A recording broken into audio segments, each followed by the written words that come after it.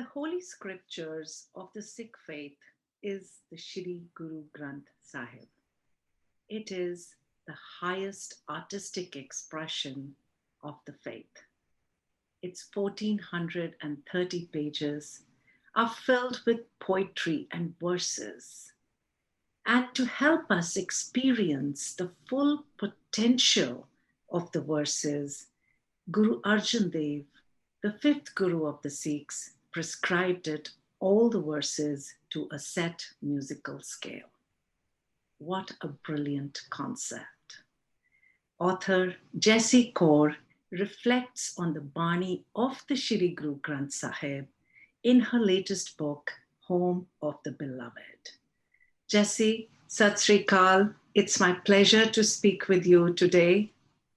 Likewise, Sonia, Sat Sri Akal, Vaheguru Ji Ka Khalsa, Vaheguru Ji Ki Fateh. An honor to be with you. I have been following your work as a trustee of the Sikh Foundation, and you're doing just great. Also, as co-founder of Art and Tolerance, congratulations on this beautiful work that you're continuing to do. Thank you so much. So, Jessi, let's get started with the conversation. And you have already written 3 beautiful books for children. And now you have presented us with this one, Home of the Beloved, which I feel is appropriate for all ages. So did you always want to be an author, or did it manifest itself in your life journey? So Sonia, as far as I can remember, I always loved to write, whether it was essays or poetry or captions to photographs. I loved writing. I called myself a wordsmith because if you gave me something, I wanted to make it more evocative, prettier, more economical. And when I taught English literature at the Delhi University, at the same time, I was a freelance journalist, and I wrote for major newspapers like Hindustan Times and Fabina and New Times. But I hadn't written a book until Dear to Kuya, Letters of a Sikh Boy. And that happened in quite an interesting way. You must have heard of Sardar Shamsher Singh of Himkund Foundation. Sure. So out of the blue, one day I get a call from him, and he said, Jessi Beta, I have a request for you. And I said, so uncle, hukam karo. And he says, I want you to write a children's book which encapsulates the message of Sikhi and is appropriate for young Sikh children. There's nothing in Sikh literature for children that is where it's a very good-looking book with a Sikh protagonist and to see Aliko. And that got me thinking, okay, so I have to present Sikhi through a child's eye and for children. So that's how Dear to Kuya came out in a letter form, whereas you may remember the protagonist is writing to his pen pal during the summer holidays. So that's how Dear to Kuya started, and then the next one and the next one. And Home of the Beloved, that was a work that has been in progress for a while. It encapsulates the essence of Sikh Guru Granth Sahib. So did I always want to be an author? I don't know. It happened organically, but I always loved to write. You know, it's interesting how today, I mean, in this generation, children are very sure of what they want at a very young age.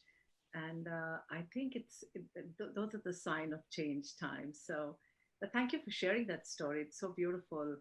And it's the same way for Dear Takua, Sardar Sahib felt there was this need in the community for a book like that. So why did you feel that there is a need for Home of the Beloved today in the community? Like, what is that unique contribution in your book that adds to this vast repository that we have on writings on Gurbani? So Sonia, as you know, or you might know, I have traveled extensively sharing the message of Gurbani uh, with people of all ages, I would say, and especially young adults. And whenever I addressed an interfaith audience at, say, whether it was the Parliament of World's Religions or a conference, say in Singapore, it was called the Heritage Conference, where everybody was invited, or anywhere else in the world. After I spoke about a particular message from Gurbani, I, first of all, people would be awed by the message. They loved what the Guru had to say. And they would always come forward afterwards and ask me, is there any one book where the essence of Sri Guru Granth Sahib is available and in English? And I said, there are many books. There are biographies of the gurus. There's a translation available. But what they wanted to know was, is there one book which they can put their hands on and know what the essence of the teachings is? And I couldn't think of any. There are voluminous books, but there isn't a concise book that you can pick up and really get a glimpse of what the Guru's, what Gurbani says. So I started working on it several years ago. And then I abandoned it, Sonia, because it seemed like too big a task for me. It's like, how can I encapsulate Gurbani when it's a huge task? And then a couple of years ago, I just felt that this was the time and I had to do it. And then within 3 or 4 months, I completed it and found Miran as an amazing editor, very exacting. And so this came out just before the lockdown that happened during COVID and was published. And then it sat in Mexico for many months before it was shipped, or we were able to bring it to the US. So it started gradually. And I think I had to prepare myself and have the Guru's blessings. And whenever the time was right, it just happened. I'm learning to call it divine time. A friend called it divine timing, and I think that's very appropriate. Things happen in divine time whenever the Guru wills. Oh, that's wonderful. I mean, sometimes you just have to go with the flow of things because it's not in our control. We can do what we are asked to do, but many other things are what brings such work to all of us. So I in fact got your book during the lockdown, so that was very good for me because it was such a time of reflection, and there you were so gracious to send me the book, and so I read through it, and I feel that in the book you talk and explain very eloquently. There are almost, I think, 50 different concepts and thoughts Yes. from the Shri Guru Granth Sahib that you write about, and also 6 different practices or disciplines that strengthen the faith. Mhm. Write about Simran, Nitnem, Kirtan, Ardas, Vichar, and Satsangat. And I particularly really love the way you explain the practice of Simran. You use a line, and I'd like to quote it here. Simran keeps the mind anchored to the divine, unquote. So, can you share a bit more about your reflections on Simran from the book and also how you personally embrace it? Thank you, Sonia. Simran is key in Sikhi. It is fundamental, and Simran means a remembrance of the divine. And how do you remember the divine? Is there a particular way? There are so many ways, so many ways to remember the divine. Just a little inward journey and just saying thank you and bowing in gratitude, or just saying the words Shukar hai, that's remembering the divine. Sitting in Nitnem is remembering the divine. Praying, all those things are remembering the divine. But there is a particular practice that I was introduced to, and that is called Simran or meditation. And you chalk out a certain time, ideally first thing in the morning or before sunrise, or whatever time that you can set aside, which is your time with the divine. And you practice a mantra or a verse or just silence.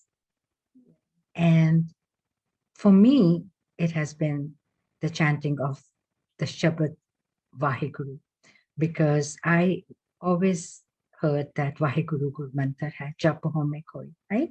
So for me, it was chanting the word Vaheguru silently with my breath. And I started this practice when I was quite young.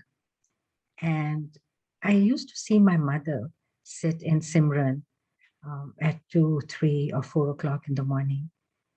And I started emulating her. And I would say I was in my 20s when this started. And now I can say that it's intertwined with my breath. When I'm alone, when I'm in a quiet space, it it comes effortlessly. That that Shabad, I call it the Shabad Guru. It's my mantra. It starts with my breath. And that I'm very grateful for it. I'm very grateful for it because it brings calmness, it brings equilibrium and equipoise. And even if I'm disturbed, I walk away from a situation that is getting agitated, and a few minutes of silence brings me into this calm inner space. That's beautiful. And also, like, which of these six practices have you found the most challenging?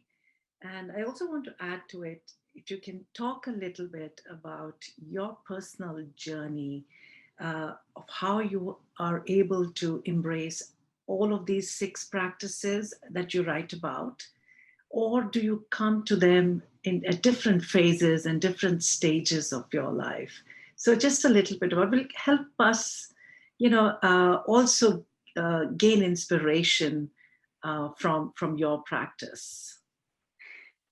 So, Sonia, inspiration comes from the Guru, right? Because we all falter, um, we all make mistakes. Sometimes the practice is not that strong, and sometimes it is enhanced and it is very deep, and it ebbs and flows. The mind is a little monkey. It doesn't get still.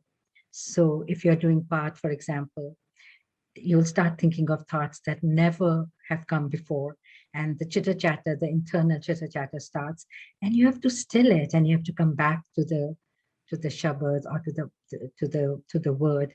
And it's really taming that mind and focusing on the inspiration and the connection that the Shabad Guru establishes with the divine. So, more than anything else, that becomes a challenge. Taming this mind, stilling it, focusing it, right? And one can go through the entire Japji Sahib and not understand or focus on one thing and get lost in the four poris of Suniye or Maniye, because the mind is somewhere else. And I think the biggest challenge is reining in the mind and focusing on the Shabad. Now, the practice varies. The prescribed practice is the banis, the five banis, and at the very least.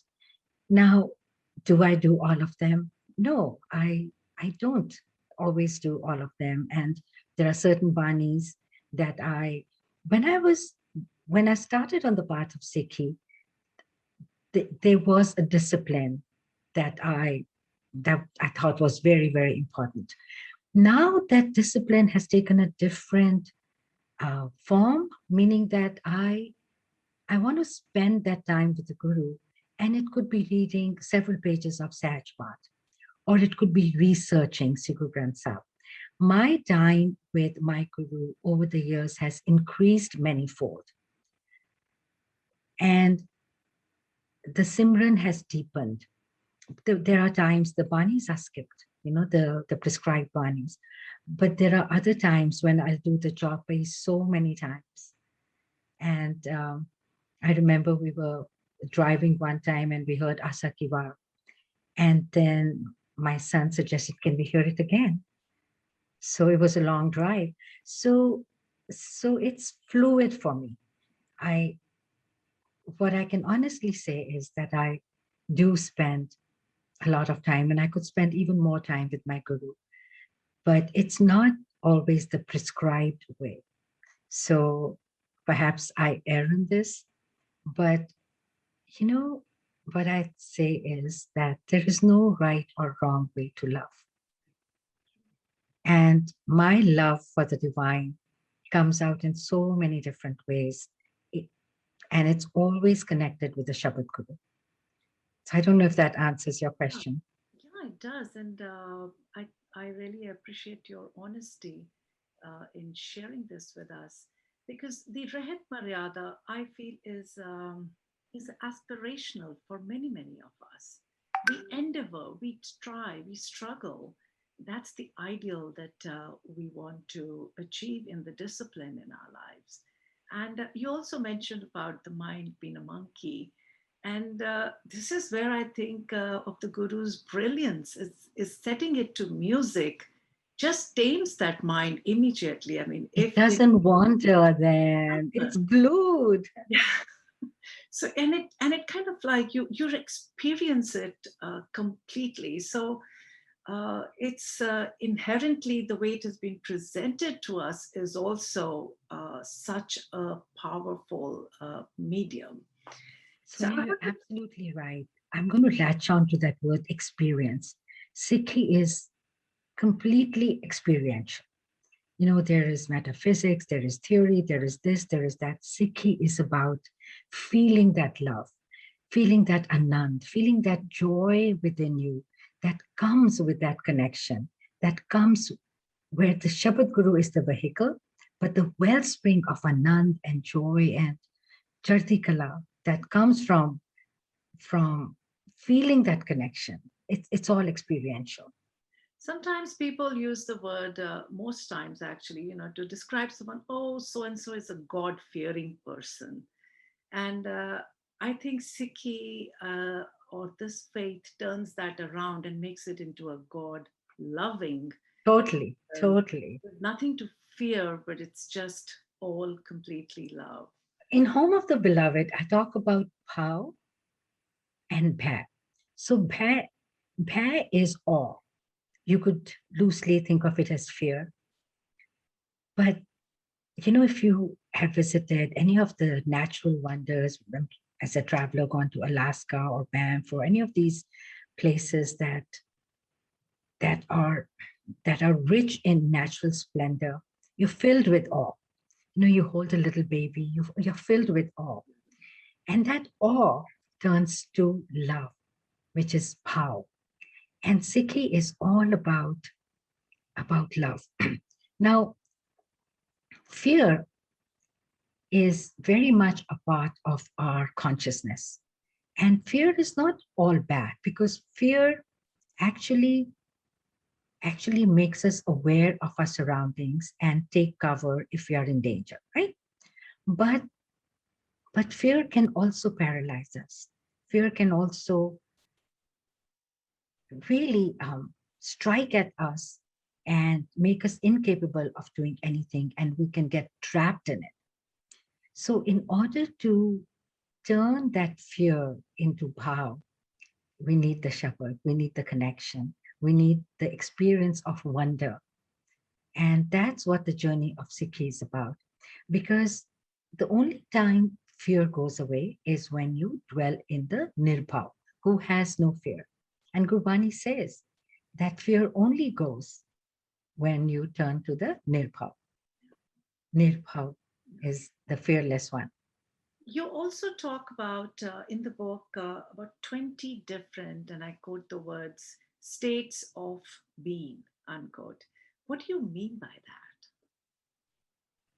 So, Sonia, states of being are the shifts in consciousness that happen on the spiritual journey.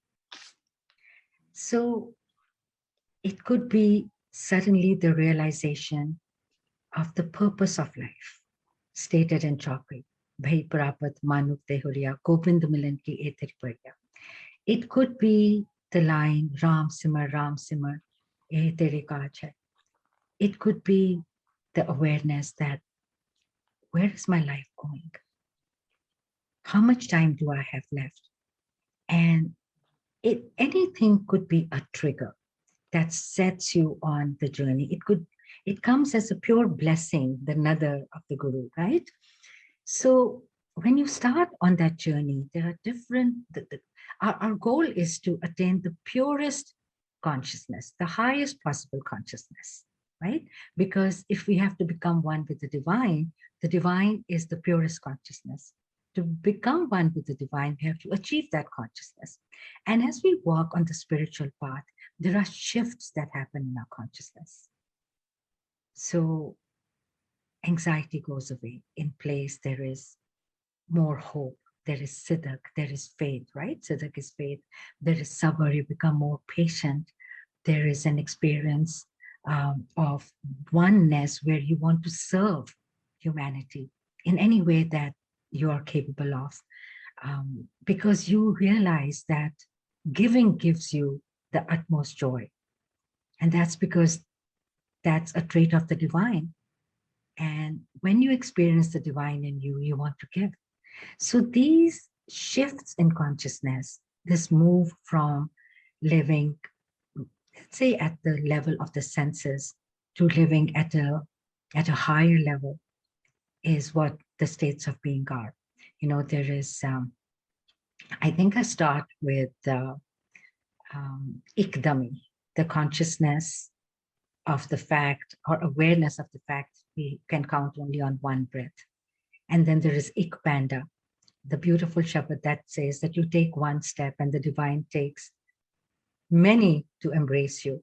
And then you start walking and you experience sabr, santokh, daya, siddhak, all of those things, right? And then ultimately there is anand, there is joy, right? So that's what those states of being are. They're like milestones, or maybe not even, because it's not a linear journey. It keeps unfolding in various ways, and some days it's pure joy, and other days you still you're still down in the dumps, and then you elevate it again because you realize that Chista Sahib Dada hoy tisnu maar na sake koi. During COVID, how did these people, these tens of thousands of Sikhs, just serve everywhere, no matter what the cause they are there? What is it that drove them? This sense of service. This is in the DNA of the Sikhs, I think, Sonia. This desire to reach out and give. This is a divine trait, and it fills you with so much joy to see the difference that giving is making in the world. It has to be selfless. If seva comes with expectation, it's not seva anymore. Then it becomes commerce. So again, these are different shifts, there's different feelings, different states of being that you experience as you walk the path. I really liked how you filtered this out because it also helps us understand the feelings that we are going through at a certain point. It gives us a vocabulary. That was the idea. Recognize them, right? We're going through that. Yes. And that's what mindful practice and people who do those is basically is try to understand, like appreciate, acknowledge what you're going through. And, Right. and with this, we just get a full list ready made for us to now to move on to the next step. So your book, when I was going through it and now also, I feel it's like a personal guide to understanding the concepts from Gurbani. And you, as an author, when you were writing this, there must have been many thoughts of how you expect other people, institutions, in what are the different ways that they can make use of this resource that you have created. So Sonia, the feedback I'm getting from people that have read the book is that it speaks to them at a very personal level.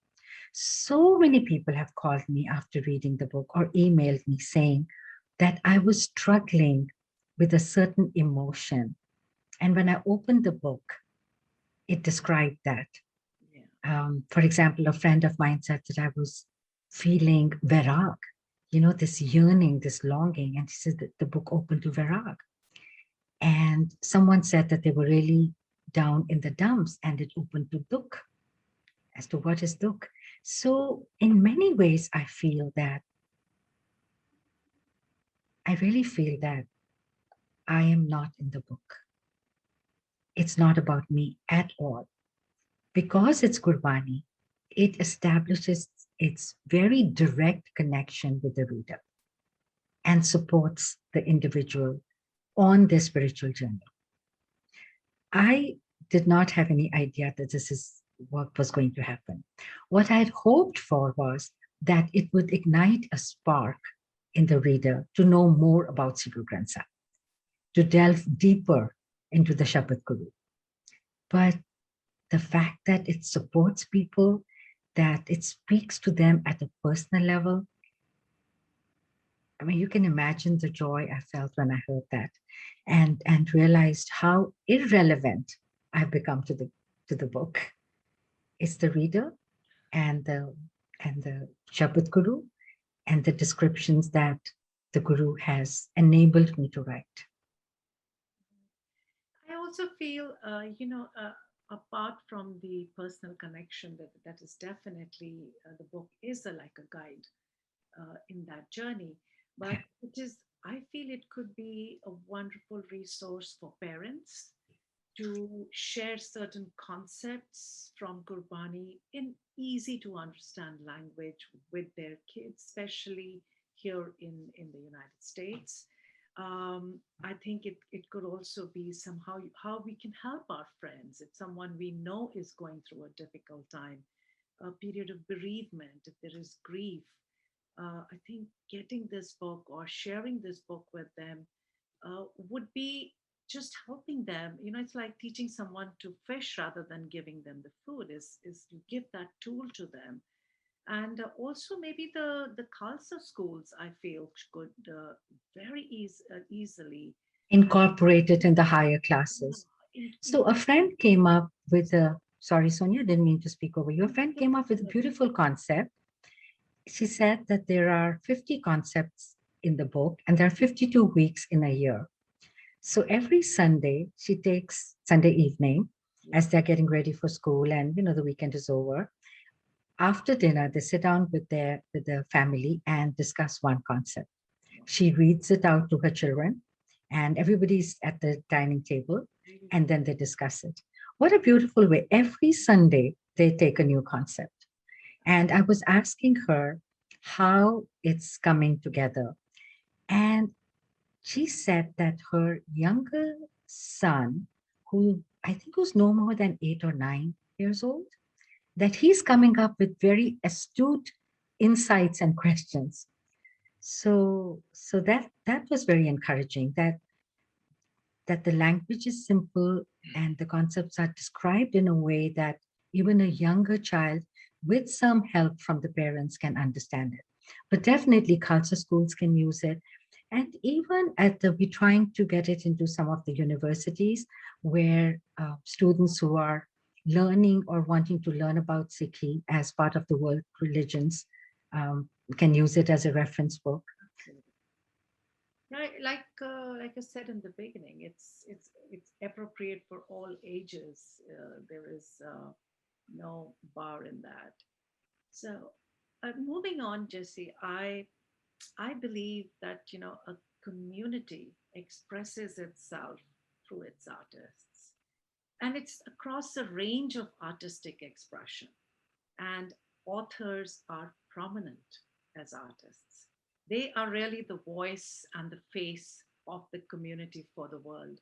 Yet, as a community, the Sikh community, I feel we fail to fully appreciate and support the arts. And for this, we need to do a lot of work to nurture our artists, to engage our community with the arts. And I think our talk today is a step in that direction. And I'd like to know from you, as an author, as an artist, can you also suggest some ways so that we can collectively continue to inspire, educate, and engage ourselves, as well as the community, on the arts and its value to us in our daily lives? Sonia, what you are doing is wonderful. Every every week, every couple of weeks, you come up with a webinar. You bring uh, new people to the forefront, and you're doing the same with me. And we're talking about the aesthetics of the Sikh scripture, the aesthetics of the poetry, the rapture of the poetry. And it's the highest form of art. And I really appreciate that you understand and that you have articulated that. Now, how do we promote it is another question. I think I think we need to do it at the Gurdwara level.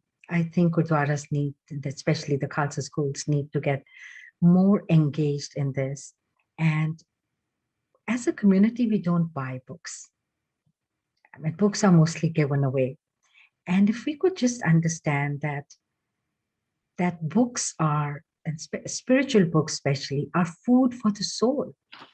We emphasize langar so much, and So good. it's an amazing institution, amazing. And COVID has shown us how langar can be applied to so many different ways, ambulance langar and oxygen langar, and oh my goodness, langar for every need.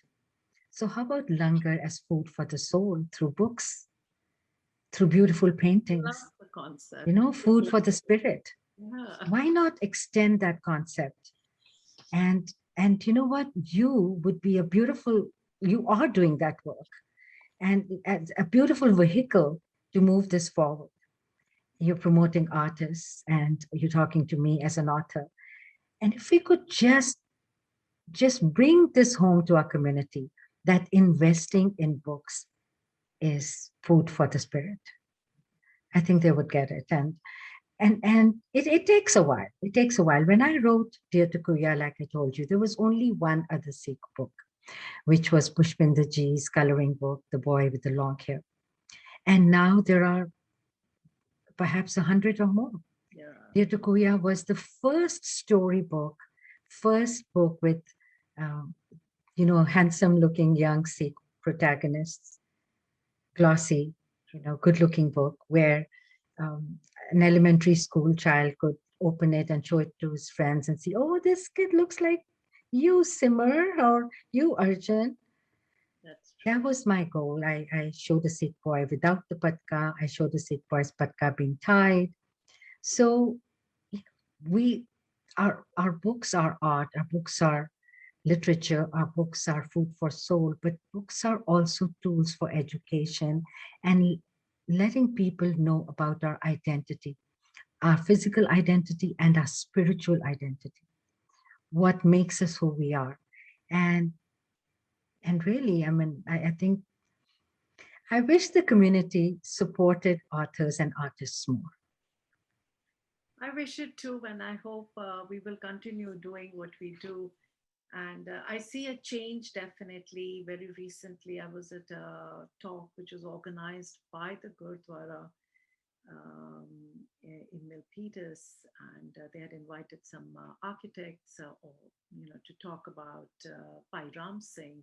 So I think that interest is starting to happen, and we really are at that crux when we can get to the tipping point. I think we are close. I'm optimistic. I'm optimistic. San Jose Gurdwara launched this book. Silicon Valley Gurdwara launched this book. So, so they are supporting me. Our local Gurdwaras are supporting me in this, and I'm very grateful to them for that. So we will continue. We will keep in Chardi Kala on this subject. Particular, indeed. And so the book is now done. You can rest, I hope. But I'm sure the quest is still on. So what is it on your mind after this? Sonia, I want to make short videos, 3 or 4 minute videos on maybe a line of gurbani that speaks to me, a phrase, 2 lines, and just explain them in 3 or 4 minutes. Beautiful. So during my Sag part, I'm writing those lines that are very evocative, that where just 8 or 10 words have a world of meaning. So just articulate that in a short, succinct manner so that the word is revealed in a manner that connects with you, which which for me, Gurbani is a living guide. It's about how to live optimally, how to be the best version of myself, how to serve, right? Because we are here to serve so compassionately, selflessly. So all those lines that, something comes to mind. For example, Pule Marak Ji ne bataya. Pule Marak Ji ne bataya, aisa gur vad bagi paya. So we always think that those who are lost are guided by the Guru, right? So one day it struck me that all of us are lost at times. The important thing is to recognize that we are lost. Only then we will look for directions. That's true. So to be able to say, I want direction, I want guidance, to be able to go to the Guru and seek guidance, that is Pule Marajanita, to recognize that I'm lost. Just a little shift, because we are all lost at times, and most of the time. So lines like this, I mean, I'll see if I can, let me see if I can quickly share something with you, if I can find it. Now got lost in the time as well. Oh yeah, I think maybe we should just. So here is one more. Where is heaven according to Sikh? A lot of traditions talk about heaven and hell. Where is heaven? The Guru tells us in one phrase, कि जिथे साथ संगत है, उथे heaven है, उथे स्वर्ग है. And वो स्वर्ग किस तरह बनता है? How is that heaven? So just explanations of this is my next project. I think it's a wonderful idea and very appropriate for the times. So I do wish you the best in your this project as well as any other future. Thank you, Sonia. Thank you. And I'm always inspired by you and what you are doing in a form that was totally, utterly neglected. So thank you so much for taking the time to be with me today. So sure. Vaheguru Ji ka Khalsa, Vaheguru Ji ki Fateh. So Jessi's book is an amazingly revelatory experience. Shri Guru Granth Sahib is the eternal Guru for the Sikhs, and we bow to it when we go to the Gurdwara. Nevertheless, for many of us, its meaning is still mysterious. We do not take the time to understand and reflect on its words and messages. And this is exactly what Jessi's book helps us to get started on our personal quest to develop a sound appreciation of the Bani. So I would encourage you to get this beautiful book for yourself so that it can help you to understand and apply the timeless message and the teachings of the Bani in your daily lives. It is a book to keep on your bedside and read a page or two every night and return to it time and again. So, my eternal gratitude to Jessi for bringing us a step closer to the Shri Guru Granth Sahib.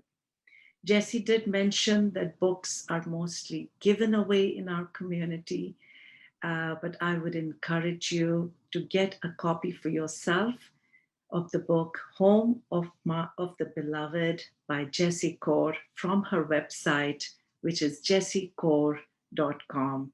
And you can keep a copy for yourself and also share copies with your friends.